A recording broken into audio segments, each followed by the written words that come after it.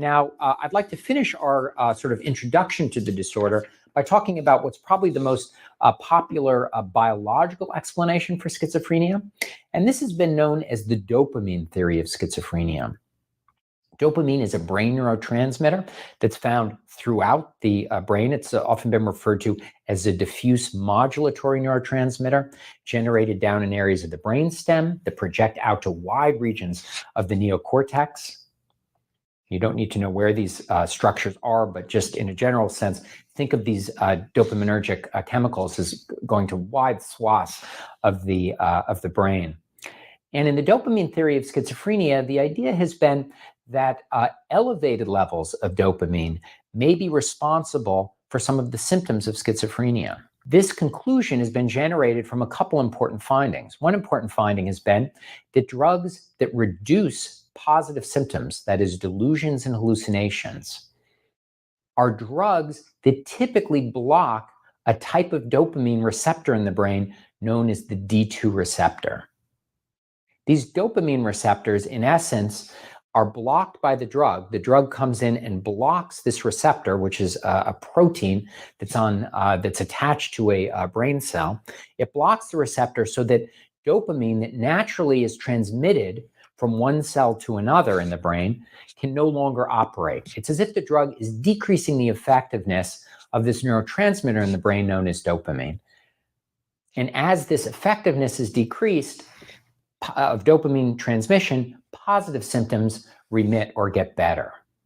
So this has suggested that at least the positive symptoms of the disorder are driven by excesses in dopamine.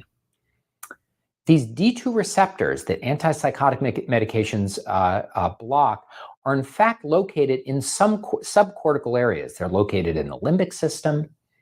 They're located in the striatum. These are two different brain regions. And because of this, a newer model of the dopamine theory of schizophrenia has emerged, in which it is thought that there are two systems of the brain neurotransmitter dopamine. One system, which is generated in the brainstem, projects to the limbic system in the striatum, and overactivity in this system leads to delusions and hallucinations. There is also a second dopamine system, which emerges from the same area of the brainstem, but this system projects out to what is called the prefrontal cortex of the brain, located right at the front of the head. Reductions in dopamine in this system have been thought to lead to the negative symptoms of the disorder: social withdrawal, blunted affect, alogia, asociality, all these symptoms of negative symptoms that we discussed previously in the introduction. So one of the current models now is that dopamine may play an important role in the generation of symptoms in schizophrenia.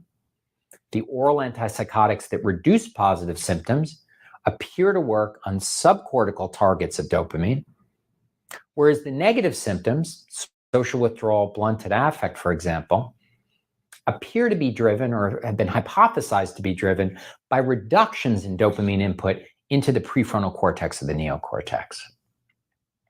So this is thought to be a role of dopamine in the generation of symptoms in people with schizophrenia. We certainly know that there are structural differences in people who have schizophrenia. So we know from a variety of studies that there are reduced volume measurements in the frontal and temporal lobes of the brain. So in the frontal and temporal lobes of the brain, there is a reduction in the volume when you looked at groups of people with schizophrenia as compared to matched healthy controls. The most powerful structural neuroimaging finding that's been reported, as you can see in this slide, are that the ventricles of people with schizophrenia are generally enlarged relative to matched controls without the diagnosis. Now, I would also make the point that with these studies of brain structure in people with schizophrenia, it can be a little difficult sometimes to make conclusions because people with schizophrenia not only have the disorder of schizophrenia, but they also often have more deprived social circumstances. Their diet may not be as good as other people's. They deal with social stress in a way that people without the disorder don't have to deal with, right? They also may have had birth complications, right, that we described, that may have allowed the disorder to emerge, that may have effects on brain development. So we can't completely attribute these findings regarding enlarged ventricles solely to the diagnosis, but it certainly is suggestive evidence that the diagnosis of schizophrenia is in fact associated with a loss of brain tissue that leads to enlarged ventricles.